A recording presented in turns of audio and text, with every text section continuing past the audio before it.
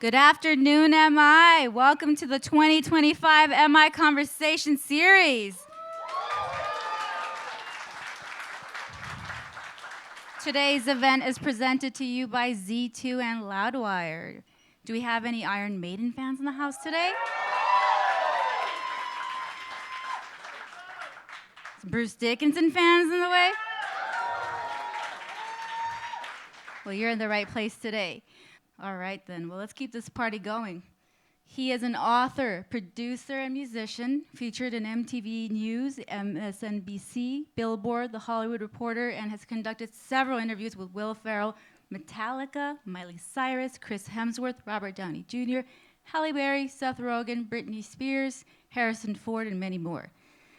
As host of the MI Conversation Series at Musicians Institute, he's conducted an in-depth Q&As with a diverse range of artists, including Brendan Urie from Panic at the Disco, Tony Iommi of Black Sabbath, Rob Halford of Judas Priest, Good Charlotte, Frank Turner, Miles Kennedy of Alter Bridge, and Zakk Wylde. Please give a warm welcome to your host, Ryan J. Downey.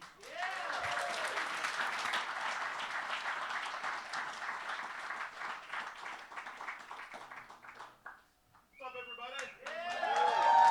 Oh, look at this. We have stuff. We have many things. We have questions from people. And I don't want to waste any more time, but we've done. Who's been to the MI Conversation series here before? Awesome. So we've done many of these. I've never once before until now written a short introduction.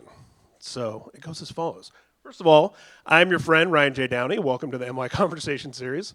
It is my absolute honor and pleasure to introduce to you a true polymath, pilot and airline captain, aviation entrepreneur, beer brewer, motivational speaker, screenwriter, twice published novelist, and Sunday Times bestselling author, radio presenter, actor, sports commentator, international fencer, solo artist, and frontman for a band called Iron Maiden. Scream for me, am I? Mr. Bruce Dickinson.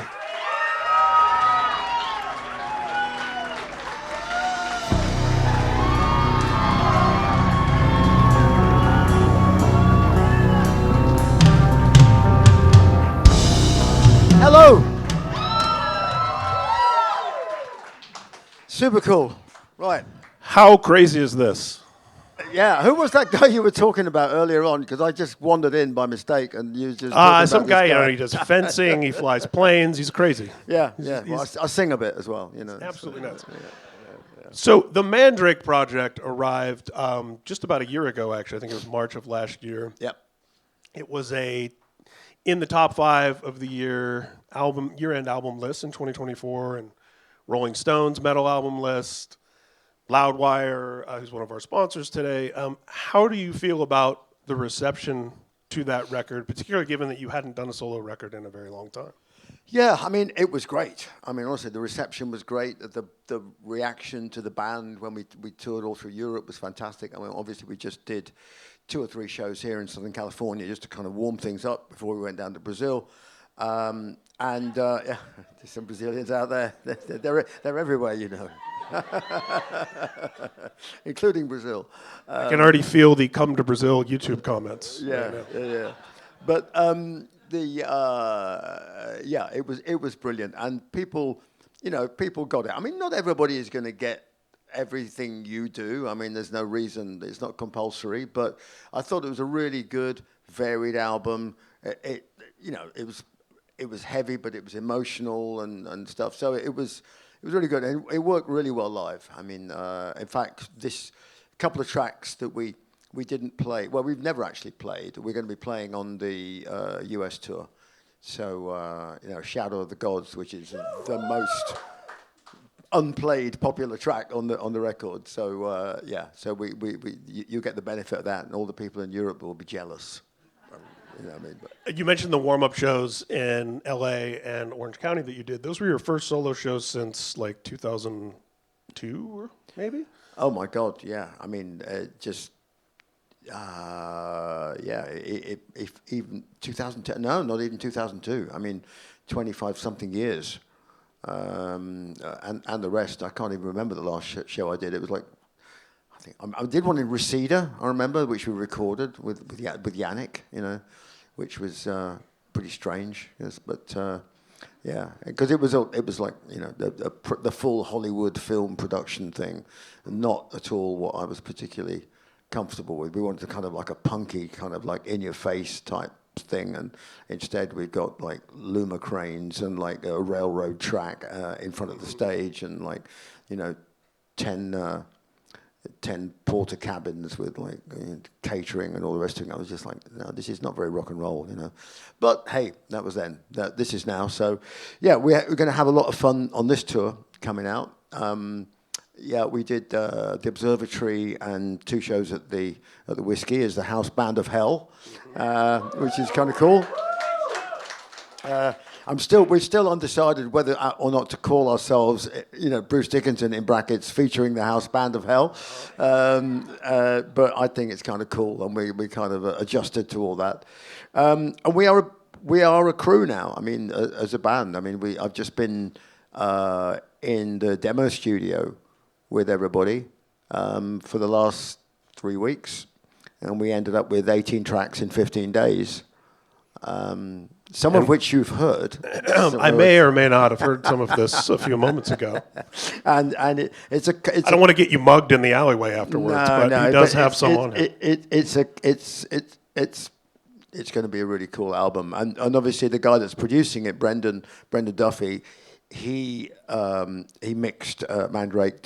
We started off with him doing the Atmos mixes, and then kind of morphed into,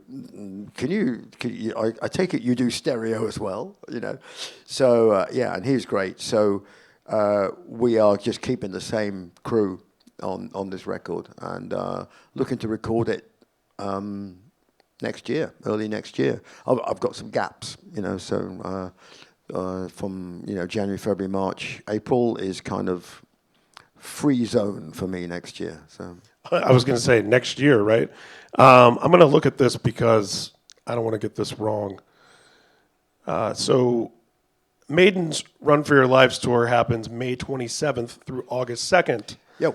Then you're on tour with the Mandrake Project, the House Band of Hell, August 22nd through October 5th. Yeah, I get How? How is this possible? Like you're going to be on the road immediately. Yeah, well, that's what I did last year. I mean, I did 45 shows solo, and then just swapped out my underpants and did 40 shows with Iron Maiden, Yeah.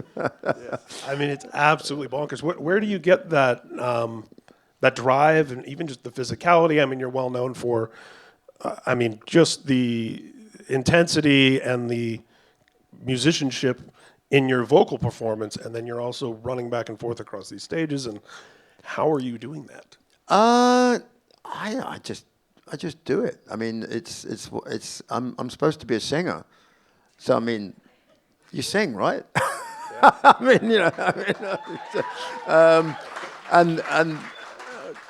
And I've always I do like working hard. I don't like working too hard. Like when I say working too hard, that's when you think your performance is actually slowly sliding down the cliff because you've overdone it and done too much. So last year was I'd say that 2 big tours back to back. I was like, okay, let's just calm down a little bit. So this tour in the US is like I'm going to say 25 shows, something like that, including a side trip to Brazil in the middle of it. Yeah, we're doing the Town, which is like Rock in Rio, but in São Paulo, and is actually the 45th anniversary, the very first time Maiden set foot in Brazil. It'll be 45 years. So Maiden aren't going to be there, but I'm going to be there. So and we're on the same bill with we got Green Day, the Sex Pistols, and then me. Yeah. So when putting together the set list for the dates in the fall, and even putting together the set list for the warm-up shows that you did, obviously you've got the Mandrake Project. Yep. which we're very excited about. And of course, you're excited about playing a lot of songs from that. Then you have fans like me who worship at the altar of The Chemical Wedding. Yeah, And yeah. if you were to do an album playthrough, I would be the first in line for that. So how do you balance, having all of this stuff that people hope to hear, things you want to play, things the band wants to play? There's a lot of stuff between the Mandrake Project, the comic, the book, and the Mandrake Project, the first album, and the follow-up to Mandrake Project, which I'm going to guess is probably going to be sometime in 27 when that comes out, when we finally release it. Because that's a point, I hope, when I'll have a good clear shot at going out and releasing it and touring it and giving it a good chance. But there's so much stuff, because BMG, according to them, I was, if not one of their best-selling, if not the best-selling vinyl outputs of last year for them with Mandrake, which is incredible. I was like, really? There must be somebody else, but it did very, very well worldwide. So they're very happy. Is that someone from BMG? Yeah. It's but the trouble is they don't give me enough money. Suddenly they're disappearing out the back door. No, they're great. I love beer. You seldom get to deal with a record label where they came in with Mandrake. They came into the little kind of like demo studio place where I've been working up in the hills, the Doom Room, with Dave, our drummer, and listened to the entire album. Not even mixed. These were like demo mixes. They listened to the whole album, and then said, "Yeah, can we hear that again?" And I went, "Oh, what, the last song?" They went, "No, all of it." And I was fully, because record labels turn up. I've had lots of record labels over the years, and they turn up in like half an hour, and they're looking at their watches, and they're out of there. And like 4 hours later, they left. So I was impressed that they loved they get the music, they love it. One of my favorite quotes I ever read about Iron Maiden as a kid in some metal magazine was that this was during the Satanic Panic in the 80s in America. Oh yeah. And this quote said, Iron Maiden is more likely to send your kid running to the library than running to the devil. Yeah, my nickname at one point was Conan the Librarian. So I was, yeah. Indeed. And to that point, talking about the solo work, and I brought up Chemical Wedding. That turned me on to William Blake. Oh yeah, that wasn't someone I was familiar with. No, he doesn't get the love of like all the big poets because he's difficult. He's not easy to get into, but the language and the imagery and everything is like off the chart. But at the same time, it's difficult to teach in a kind of, how can I put it, a conventional curriculum. Giving Blake to high school students is like, it's like giving them poetic crack. You know what I mean? Which I'm all in favour of. But you can see how some people would sort of go, some places that still think that evolution is not a thing, would have a lot of problems with William Blake. And that brings us into this edition of the Mandrake Project that's collecting some of the issues. And can you tell our friends here a little bit about the Blake House and how that relates? Oh, yeah. So we've had a little bit of good news about that, but which I'll share with you. So I'm involved with, it's called the Blake Cottage Trust, and there's nowhere left really in London because it's all been built on and people have put skyscrapers on top of things in the middle of the town where he spent most of his life. But he did spend, I think, 3 years in a cottage by the seaside, a place called Felpham. And there he wrote some of his most important stuff and nearly got busted and charged with treason as well. But he got away with that. So the cottage is still there. It's still freestanding. It's a thatched cottage, and it's in a pretty awful state of repair. So the trust was formed to try and put it back together and put it in the state that it would be in when Blake lived there, and to have it available as a kind of a museum, but more of a refuge for people to go and just sit around and sit in the place where he made stuff. There's a similar thing in the Lake District, if you're into poets and things like that, with William Wordsworth, who lived up in this beautiful part of England.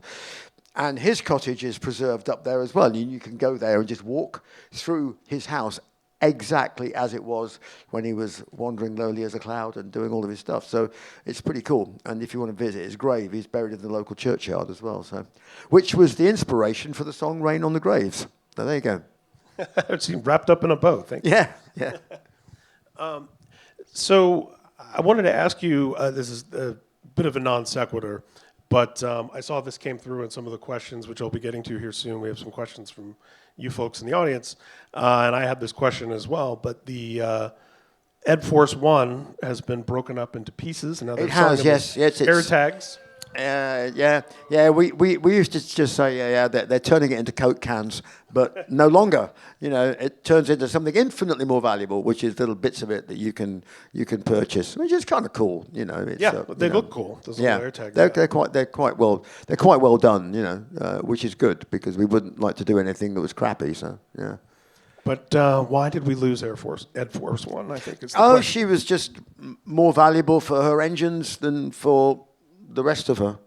I mean, we didn't own the airplane. I mean, none of the airplanes which were used with Maiden on the 4 tours that we did. So we did 3 tours with a Boeing 757, and then 1 at the end. The last one we did was a 747. I doubt very much we will do something like that again. We've kind of done it. It occupied a point in time when it was useful to do it that way, and it had great knock-on benefits and PR and everything. But now we kind of don't need to do that anymore. But it was hugely fun while it lasted. All of the airplanes were all rentals. You know, like you go to like Hertz or Budget and. Can I rent an airplane? Do you get the insurance when you rent the airplane? Or? Yeah, it comes with it. Comes with it, and roadside assistance as well. But the airplanes were rented initially. The first 3 that we rented were rented from the airline that I was working for. So I had a job for 17 years as an airline pilot. It's kind of, look at me now. And it's what it does to you. So I was actually a full-time airline pilot, flying people around on their holidays and all this kind of stuff. I used to take I get 2 months holiday a year, and I used to ask for an extra month unpaid leave, and that was an Iron Maiden tour, which was 3 months. So for 3 months of the year, I tour Iron Maiden, and the rest of the time, I was just working a full-time job as an airline pilot, eventually as a captain on the 757. And I was curious, because I usually am fairly curious about a lot of things, and I said, well, how much would it cost to rent this airplane? Suppose I wanted to rent it. So I discovered that there was a time in the year when the airplanes were super cheap, because nobody was flying, like February, March, and that was exactly when Iron Maiden needed to go and tour the Southern Hemisphere, which is their summer. Which I was like, I can see a plot coming together here. Anyway, the first one, we did it, and it was really successful. We did it 3 times. Then we were planning on using a 747. Then I got sick with throat cancer, which was a bit of a bummer. But then a year later, I was clear of it. I got my medical back. So I thought, well, this is turning into a bit of a Cinderella story because I'm going to come back in charge of a 747. How cool is that? But we rented it from an Icelandic company. It was it wasn't a very old machine. It was ex-Air France. It had lots of French refinements in it. They put double glazing in the cockpit, so it was the quietest 747 on the planet. It was like lovely, and you could go and have a sleep in the bunk and everything, and it was great. It was like a big tour bus. But we had that for 6 months, and then they operated it. It just went back to Air Atlanta, Icelandic. After that, they operated it in Saudi Arabia during the Hajj, and then finally, the engines on these things are worth way more than the rest of the airplane. And the engines keep the other airplanes flying, and the interior, the cockpits, everything, the instruments, but the rest of the plane is just basically scrap. It wasn't doing the Hajj with Eddie still painted on the side, was it? No, although we did leave an airplane in that livery, and it was flying around West Africa. And we because the airline that I worked for, we would do contracts for like 6 months or a year. So for a year, at one point, we were Air Ghana International. So we would be flying to Accra in Ghana like 6 times a week. And we had 5 757s, which was the airplane that you'd be doing it on. And one of them was still decaled up as Eddie, and they'd left it like that. So the Ghanaian government actually owed the company $500,000. So we flew the airplane down there and left it. And they complained because they said that people were not getting on the next door airplanes because they thought that it was a demon in the airplane next door. And we said, well, I tell you what, you pay us the $500,000 and we'll move the demon. How about that? You know. An expensive exorcism. Yeah.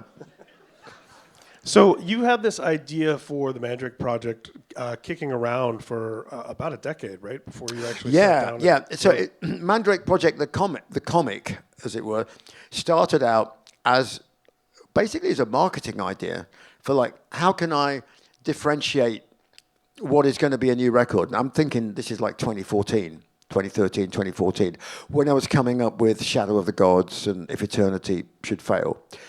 So I was initially looking at kind of piggybacking on a Doctor Strange type vibe, because If Eternity Should Fail is the title of a Doctor Strange episode. And then I thought, well, maybe I should just write something, write a story that I can use, not nearly as involved as Mandrake, but just as something to go with the album. And the basis of it was the song Accident of Birth. And in Accident of Birth, you've got a guy separated from his brother. His brother's in hell. He's in this world, but he has a psychic link, and it tortures the hell out of him that he can never be with him. And I thought, well, imagine if there was a way that he could be with him. What would that journey look like? So that was the initial basis of everything. Anyway, then I got sick, and then we started to revisit the album. And in between, COVID had happened, and everybody had been just staring at computer screens and getting pissed off that they couldn't go and see their buddies. So I was having these Zoom calls every 10 days or so with a buddy of mine who's a scriptwriter, Sasha Gervasi, and Kurt Sutter, who did Sons of Anarchy and The Shield and everything. And we were just telling stories to each other and saying, what do you think of that one? What do you think of that one? How about this? How about that? And I ran this idea of Mandrake Project with a few tweaks past Kurt and said, look, what do you think? Should I just shoot myself in the head and just give up, or what do you think? And he goes, no, it's a really good story. So continue. So I did, and we finished up with. I started out thinking, oh, it's going to be 3 or 4 episodes, and then I thought, oh no, it's more than that then. So finally, we ended up with 12 episodes, and here we are. So we're at the end of the first 4 episodes, Volume 1. Which is in the slipcase with the special lid on it and everything else like that Z2 or Z2, depending on which side of the Atlantic you come from, which they are putting together, which is going to look fabulous. And we are 3 scripts in to book 2, so 5, 6, 7 is already written. and I'm waiting until I get in my physical possession script 7, which I know I know I wrote it, but I need to physically see it before I write script 8, because you need the cliffhanger to work at the end of script 8 going into 9, 10, 11, 12, because that's going to be the roller coaster. Although it's pretty cool as it is, to be honest with you. I mean, we start getting quite trippy in book 2. So there'll be volume 1, volume 2, volume 3, and then at some point down the line there'll be the monster, like 550-page giant one of all of it in one go. You know. Coffee table book. Yeah, I mean, it's basically it's a weapon, not a book, isn't it? Something like that. You know, I mean, it's bludgeoning. Yeah. You know, it's like bulletproof, like that, yeah. Body armor. You know. So you've done screenwriting before. You've done novels and obviously songwriting. What was it like adapting your writing process to comic book scripting? Because that can be a different beast altogether. Oh, what a different beast it is. So I started out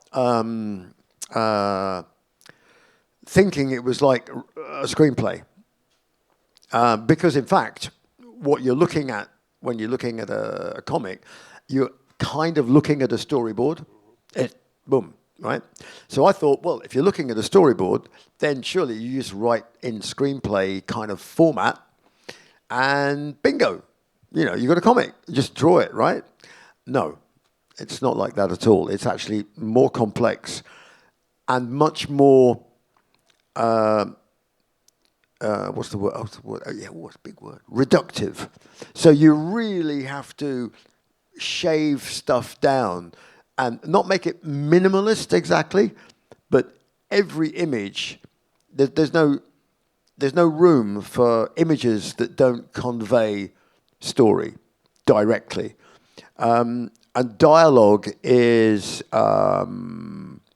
not superfluous, but dialogue is more like it's more like being punched in the guts than it is whispered in the ear. So screenplay stuff, the dialogue can be quite subtle, and it's carried by the shot, by the camera angle, by things like that.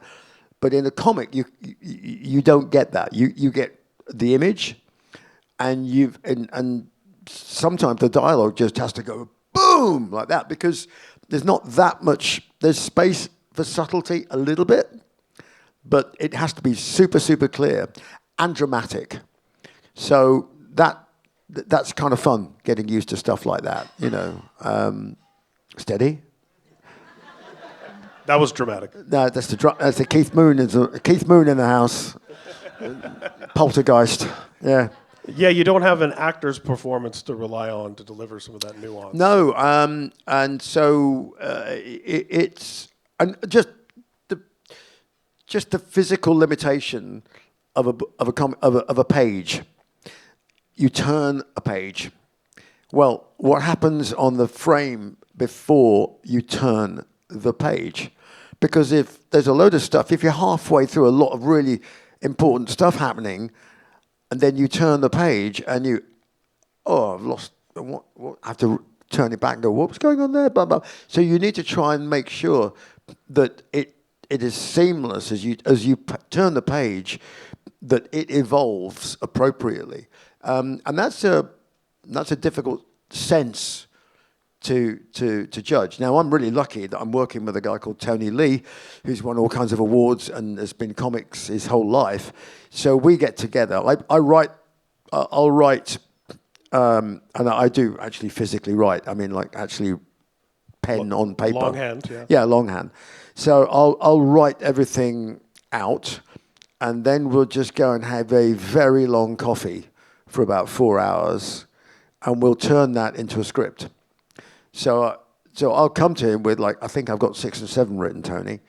And then we'll go through it all. And he says, I think you're about 3 pages short. I'm like, oh. So then you start looking at how we can get the 3 pages in, or steal something from episode 7, in which case episode 7 is going to be like 6 pages short. So sometimes you have enough material, and sometimes when you actually drill down into putting it into comic format, you realize you don't have enough.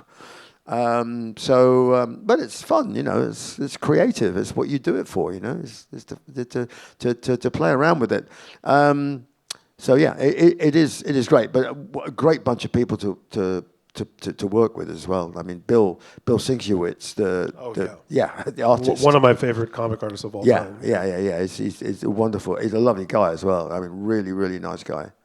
His run on New Mutants in the 80s was like mind-blowing. It was like psychedelics, but superheroes. Yeah, no, exactly. That's Moon what. Knight So we're going to get into a whole world of, oh my God, what's next for the next series of it, because he's signed up for all 12 episodes. Oh, amazing. Yeah. And we have here Rance, who's the editor-in-chief of yes, Z2. blame him. Yep, he's over there.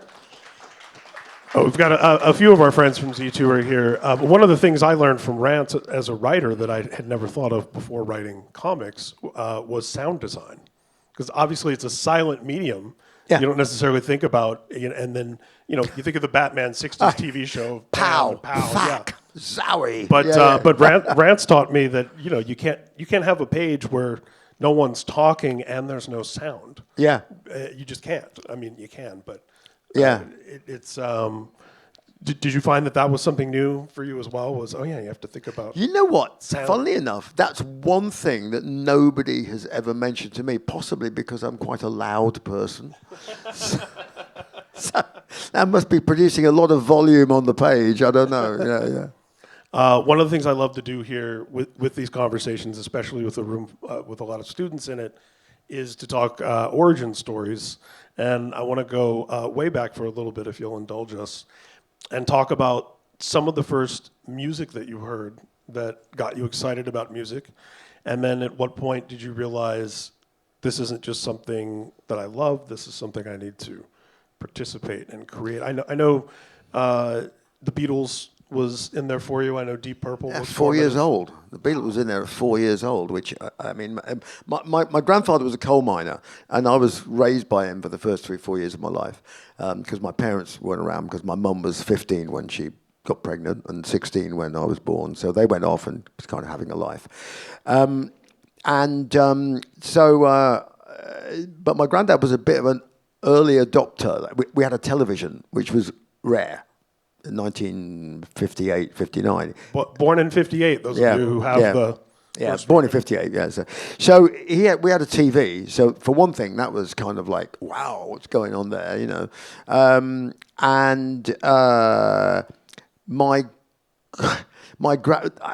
was kind of was brought up in like a Gary Larson cartoon. I mean, so my grandmother didn't work anymore, but she kind of moonlighted doing hairdressing for like other middle-aged women.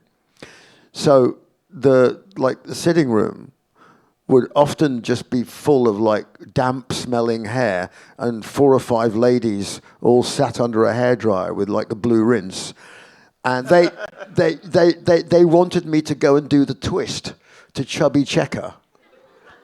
And I was probably still just out of diapers, right? And so there I am, just with my underpants on, like doing the twist. But that was my first exposure to music. And then the next thing was my grandfather bought me a couple of singles, and one of them was I Want to Hold Your Hand by the Beatles, and I immediately preferred the B-side. I remember that at a very young age being, no, I like this boy. She Loves You? No, this boy. Oh, this boy. Okay. This boy, I think, was the B-side. And I did have She Loves You, so it might have been the B-side to that. Anyway, I preferred this boy. And some kid down the road had an electric guitar, was obviously playing in like a rockabilly band or something. And so he was like the talk of the town. He's like, oh my God, yeah, look, he plays in a band, and he'd get his little, truck and drive away and do a gig and come back. But so that was the extent of it as far as music. And because when I went to live with my parents, they weren't particularly. They're a bit of Hank Williams, which didn't really blow my dress up particularly. Although I can. Funnily enough, a lot of that country and western stuff and. I can listen to now and sort of appreciate it more when you're like 12 years old. It's just like, yeah, this is wank, what it is stuff, But it's actually, no, there's a lot to it. I mean, and if I listen to something like the soundtrack, the song to the original 310 to Yuma with Frankie Lane singing it, it's just like, oh my God, what's a performance. Wow. Great song, great performance, great everything. But that was about the extent of it. I was just, go buy Dad a Christmas LP that had some bloke wearing a roll neck sweater on the front of it, and there you go, Dad. I'd get played once, and then that was the end of it. But we actually lived in a hotel, which my dad ran the hotel, and it was like Joseph Fritzl. This is later after. Yeah, this is in now we've moved to Sheffield. Birth of Def Leppard, etc. And so I'm living there, and I was like, 8, 9, 10, 11, that sort of era, and lived in the basement, and I had no windows. I didn't know about windows. I still don't like windows. I'm like, oh my God, we have to get rid of that window, cover it up, like when I go to bed at night, because it's all I had was a little like slot like that you could see into the drain, So I thought that was normal, and other people would come round to play with me and stuff like that, and they'd go, "You live in the basement?" I went, "Yeah, doesn't everybody?" So. We had a band that was staying there while they were doing like a residency at a local nightclub, and they were called the Casuals, and they'd had a kind of a minor hit with I think it was called Jezebel or something like that. Anyway, they had electric guitars and drums and everything, and they'd come in like late night after a gig, and then they'd get up, they'd have breakfast. There was, like, I was still getting up and going to school in the morning. So, when I got up one day and they were having breakfast and it was midday, I'm like, these are strange, exotic people, you know what I mean? And the guy showed me how to get, he got his electric guitar. So I think it was a Strat, and he was showing me how it worked. Because I was curious. I was like, well, how's that work then? Well, how does it make a noise? And da-da-da-da-da-da. And I was kind of fascinated and didn't do anything about it. But when I was later in life, I was like 13, 14, and I wanted to be a drummer. Specifically because I wanted to be like Ian Pace's left foot, because he was the most awesome drummer as far as I was concerned. Ian Pace from Deep Purple. And I don't want you to skip over Deep Purple. Deep Purple was huge for you. Oh yeah, huge. I mean, when that was you and Lars, that was Lars Ulrich's big gig. Yeah, I mean, Deep Purple in rock, that album, and specifically, if you want to blow your head off, Speed King, the opening track, I was like, wow, I don't know if they named it after the bass drum pedal or not, but the Ludwig Speed King, for drum geeks, but that album, it's got Child in Time on it, Into the Fire, all these really cool riffs and stuff, and it was such a live album because they recorded it in bits in between being on tour. So they'd go out and do a load of gigs, they'd play some new songs, and then they'd come back into the studio and play them live. And it's so live, that record. So yeah, there was that, and then afterwards, I got into sort of, all the usual bands at Sabbath and the Jethro Tulls and some prog bands as well. So I was never that crazy about Genesis, but I loved a weird ass band called Van der Graaf Generator. Who there was a yeah from over there. Yeah, over there. Yeah. Which was I used to love that because I'm not a depressive person, but if you want to listen to Van der Graaf Generator, it will turn you into one. It put you in the mood. It's a great way to get rid of your girlfriend.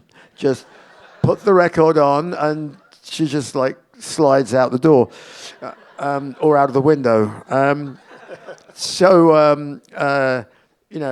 But I loved all that stuff. I mean, Plague of Lighthouse Keepers. Who else would write a 20-minute song about a lighthouse keeper, right? Who's losing his mind and hallucinating, Yeah, loved them. And I saw them live at school. I was like 15, right? So I was completely out of my brains on like Snickers bars and Fanta, like Sugar Rush, like that, you know. Yeah, I saw them, and who else actually? Yeah, so one of my big vocal heroes, a guy called, who's still with us, bless him, Arthur Brown, as in Crazy World of Arthur Brown, Fire, which is an uncoverable song. I've tried. I just like, no. I tried it with a couple of bands trying to do a cover of Fire, and I'm just like, you just can't do this. You just cannot cover this song because it's never going to be better than Arthur's version. You know, and I saw him as well. He had a band called Crazy World of Arthur Brown, and it was the most extraordinary band because he had no drummer, but he had a Bentley Rhythm Ace, which was an early drum machine, which was a series of analog tapes. So it was a loop for the bass drum, and there was a dial. So you'd go dum dum dum dum dum dum dum dum dum dum dum dum dum dum dum dum. So you'd adjust the dial. You go dum dum dum dum, and then you get the snare drum, and you could choose. You go like that, and you could choose, and then there'd be like a that you could adjust, and it was like an altar. And he was like this because he's about 7 feet tall, and he came on in an Inca headdress and a white bodysuit. And standing there, adjusting these strange dials, and declared that he was the master of the universe in this voice that was like the voice of God. And I was just like, I believe you, He had 2 keyboard players. One was playing VCS3 and Mellotron and Theremin, right? A bass player and a lead guitar player. And him in the middle playing this Bentley drum machine, which of course was completely variable in terms of its timing. And they did a record with this thing with no drummer. Absolutely incredible. Produced by Dave Edmunds. Dave Edmunds, Rock Pile, the rockabilly guitar player. I mean, I was just like, what? But it was mind-blowing. He was mind-blowing. I mean, it was musical theatre. And that stuck with me. I mean, Alice Cooper, bless him, who's cites Arthur as being a seminal influence on him, along with the likes of like Screaming Lord Sutch, who was carried on stage in a coffin and got out of his coffin and stuff like that. So there's all this stuff going on that back in the day that percolated into my head. And the weird thing was, I never saw any of the bands that I really, really, really wanted to see, like Purple. Never saw Purple. Never saw Led Zeppelin. Never saw Tull.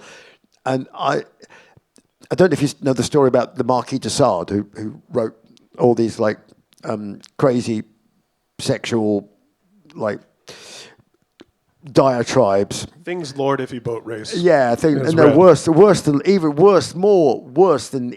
Iffy boat race. But you'd think, oh my God, what a depraved, perverted sex life this guy must have had. No, not at all. He didn't have any sex life. He wrote all of this stuff when he was locked in a tower and wrote it all on toilet paper.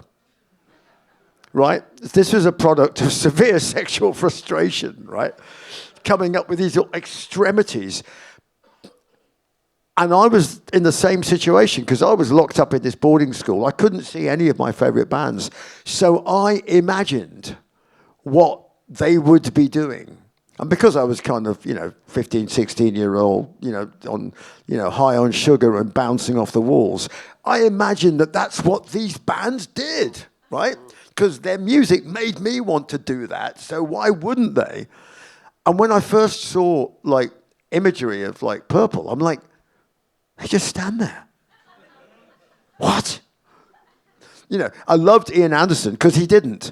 He was doing all this crazy stuff with his codpiece and twirling his flute around. And I like Richie because Richie was always chucking his guitar. But everybody else was just standing there. I was just like, what's wrong with you? So I decided that whatever music I was going to do was going to be kind of kinetic. Which is why I still, to this day, run around like a lunatic. Now, If not for some of them, we may have never seen you in a bird mask. In a what? In a bird mask. A bird mask. If oh yeah. Oh shit, that reminds me. I've got to get that mate. Oh, I must phone up my costume girl and say, can you make me another bird mask, please? I mean, the last one I think got eaten by a cat or something. You know, so I mean, well, if you're a cat, you would, wouldn't you? Yeah, I was going to say it's. I mean, it's almost your fault at that point. Yeah. So I want to ask you. I'm going to get to these audience questions, but I do want to ask while I've got you sitting here. How soon, if not already, will Maiden start rehearsing with Simon? Oh, well, we've already had a rehearsal with Simon. So, on the last tour, Simon was kind of like tagging along with British Lion as Steve was doing shows. But it was kind of insurance for us because we weren't sure. We were hoping Nick was going to make the tour, but there were some times during the show when not so much his drumming, but his physical body was really, we were worried. We were like, we do not want to end up, with Nick in hospital, and we do need to have a backup. And Simon was suggested by Steve, and we all went, yeah, but how do we know it's going to work? So we said to Nick, look, we're gonna have in the middle of the tour. We've got a couple of days in Portland, Oregon. We're gonna rent a rehearsal place, and we're gonna just give Simon a go just to see if it works, just in case, So we did, and a couple of us were like, I don't know how this is going to be, but hey, and honestly, I was pleasantly shocked. I was like, wow, And we went through the whole set without a break. And this guy had not rehearsed with anybody. Wow. They just like turn up with Maiden. We went through the entire set of the tour that we were on at the time. And it was all there. I thought, my God, we could do a show tonight if we had to. That's unreal. And the incredible thing was with Simon, which obviously when it was suggested, after Nicko decided to retire, or retire from live playing, that Simon should take over. And there were other drummers that people thought were kind of in the frame. And one of the reasons that we didn't pick those other type of drummers was because although they were very good drummers, nothing wrong with their drumming, they all wanted to sound like Nick. And you can't replace Nicko. You shouldn't even try to replace him. You don't want a Nicko clone. You want a drummer that plays the material, but plays kind of their own style. And if I'm honest, if I close my eyes at moments during that rehearsal, it was like having Clive Burr back in the band, because he's got that feel. It's that big band swing time feel. He's all the same influences and everything. And I was just like, oh my God, wow. So I'm actually really excited. We start not next week, hang on. I actually go back to Europe tomorrow. And then we've got like 10 days and then we start. So we'll be going through it. I've got my little speaker set up in my little Airbnb at the moment, so I've got the whole set list on there. So the set list is already composed. Oh yeah, because I know we're talking. I mean, it's first 8 records. It's, 7 or 8, yeah. I mean, even that, even when you have put some guardrails on it, it's still got to be such a beast to try to figure out what will we play. But the show that we've designed is unlike any other Maiden show we've ever done. So I should not say any more, because once we get to the first 2 shows in Budapest, then everybody will be all over the social media saying what they think about it and so on and so forth. But it's I'm really excited. It's like a whole new chapter for us. This new show, and we've never really done a kind of what can I put it? A sort of a kind of greatest hits tour. And if there was one, then this would certainly be at the 50th anniversary.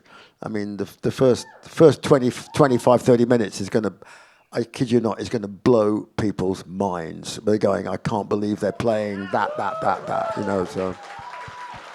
Was anybody else at the, I know he was there and I was there, at the Forum, at the last Maiden show at the Forum? I mean, and you know, and then the news, the announcement about Nicko came shortly after, and definitely as a fan, I had that moment of like, oh, Yeah. I'm glad I got off my ass and saw Maiden again. Yeah, You know. yeah, but I think that, you know, this is going to be this is going to be a new chapter with Simon, you know, and I look forward to it. It's, you know, there's no you know, there's no shame in that. You know, we're doing the best we can do for the music, you know. Indeed, and a new chapter and new blood into Maiden over the years has always been something special and made things exciting, and people leaving, people coming back. It's you know, Maiden is like an entity all into itself, right? It's the sum of the parts. Yeah, I mean, Maiden has always been greater than its sum of any individual part, which is kind of the way it should be, really, when you got something like that. And so we're also in the semi-unique position that we've never really had to. Well, we've never really been darlings of any mainstream media. So to got to where we are now and getting bigger and bigger and bigger without basically anybody taking any notice of us at all. After you go and listen to KLOS, you go, you know, you would never know. I mean, it's like, so who plays Maiden anywhere, ever, right? It's just playing as a soundtrack in the hearts of a few million people around the world. And that's way more important.